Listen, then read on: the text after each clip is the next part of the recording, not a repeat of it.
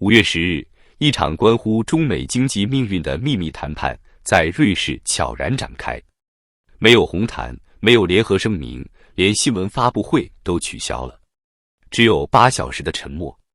这是一次中国副总理与美国财政部长贝森特的闭门会谈，地点选在了瑞士，一个中立国，但真正的中立从来都不存在。更令人心惊的是，这场高规格的会谈是在北京私下苦求之后才得以实现的。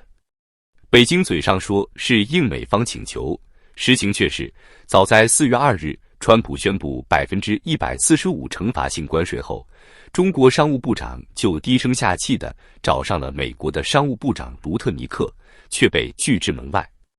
原因？级别不够。这是一个强烈的信号，中国不再是谈判桌上的平等一员，而成了被挑选是否有资格对话的那一方。按照国际惯例，谈成了就会公布成果，谈不拢就会用一些外交辞令糊弄过去，比如气氛建设性取得实质性进展。注意这些词的本质，什么都没解决，但以后也许能再谈谈。可这次呢，连模糊话都没说。川普在 Truth Social 上抛出一句巨大进展，倒像是给市场打鸡血。可中国官媒人民日报却冷静表态，指望1、2次谈判解决问题不现实，言外之意就是别做梦了，这仗还得打下去。川普高调乐观是为了定调，北京低调悲观是为了控预期。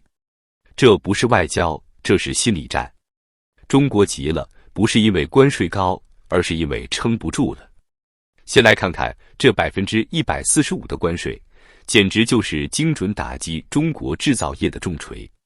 目前，美国对中国商品加征145%的关税，部分商品甚至飙到245%，而中国也反击性的对美商品征收125%的关税。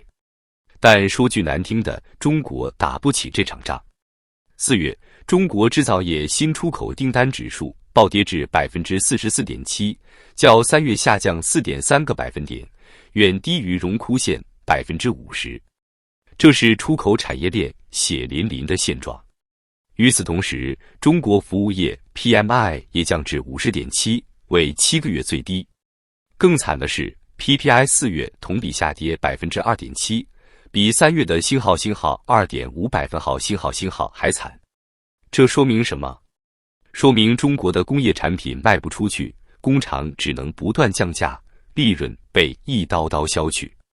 更直白一点讲，外销断了，价格崩了，订单少了，利润没了。中国企业的内伤正在一点点变成出血性休克。有人会问，北京嘴上不是还在说中方始终立场坚定吗？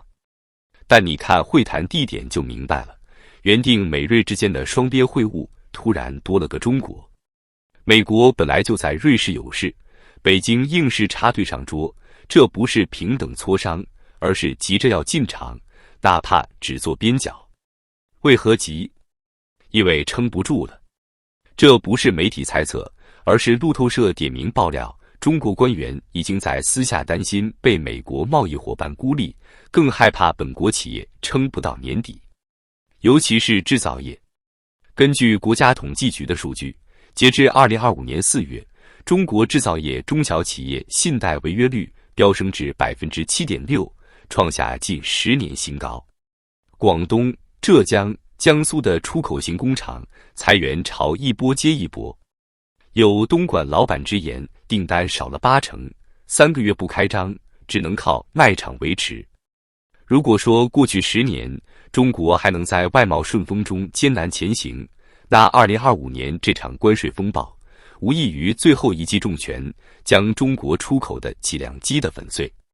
中美贸易战已不仅仅是经济问题，它更像是一场制度的审判。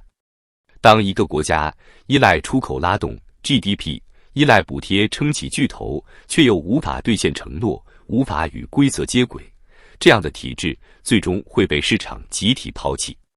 我们来看几个关键数字。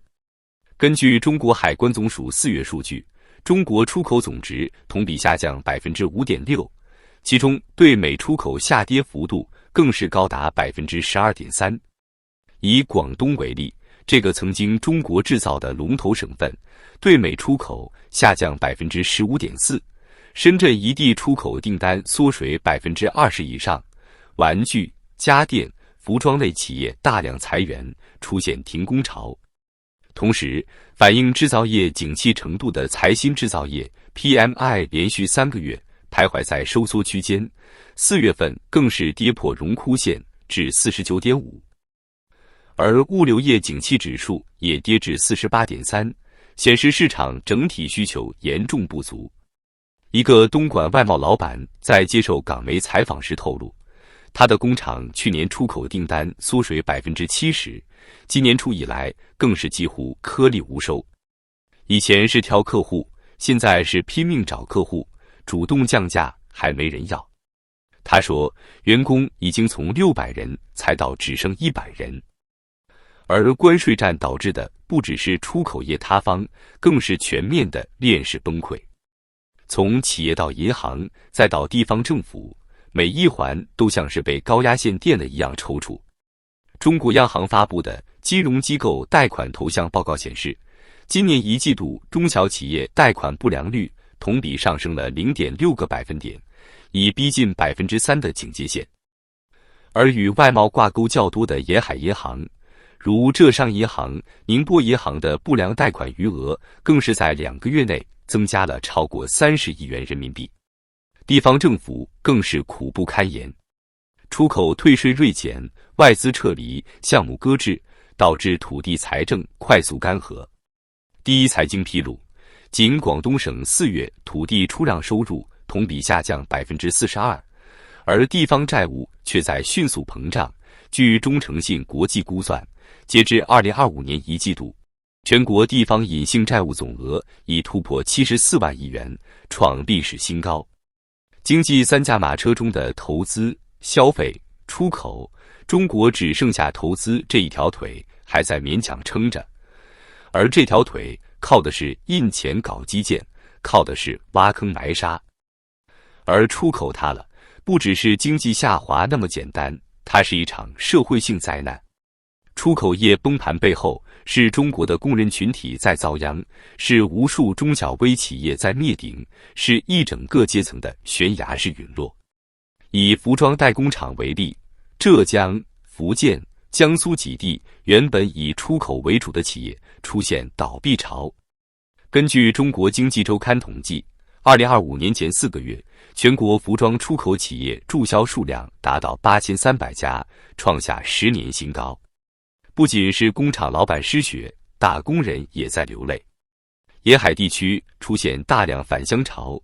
据农民工监测平台统计，仅今年2月至4月，全国返乡人数比去年同期增加了 18%。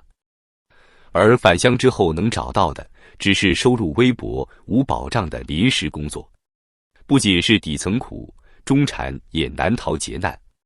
外贸是中国中产阶级的蓄水池。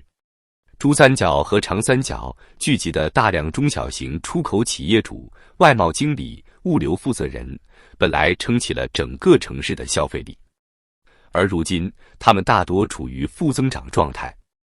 支付宝和招商银行联合发布的高净值人群资产报告显示，2025年第一季度，中国高净值人群的可支配资产中，约有 41% 出现缩水，特别是涉外企业主降幅最严重，平均缩水 17%。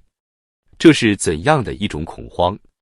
曾经的外贸金领开着宝马在广州谈几百万美元的大单，如今每天在朋友圈发小额接单，价格从优。他们的孩子上着国际学校，每年学费20万元。他们的房子按揭2套，月供3万多。他们有高额医保、养老、教育规划，却突然间发现收入清零，订单蒸发。这是新时代的中产悬崖，没有声响，只有坠落。而这一切归根结底是中国再也无法承受失去美国市场的代价。你或许会问，那北京为什么不干脆让步签协议呢？因为他做不到。美方要求的不是简单的采购商品，不是表面上的互降关税，而是系统性改革，国企退出市场，政府停止补贴，知识产权保障，数据开放，货币自由流通。这对北京来说等同于自宫。关税不是价格战，而是制度的交锋。而川普很清楚这点，他把关税当作战斧，逼迫北京在制度底线前站岗。在他看来，不是中国愿不愿意让步的问题，而是美国要不要继续让它存在的问题。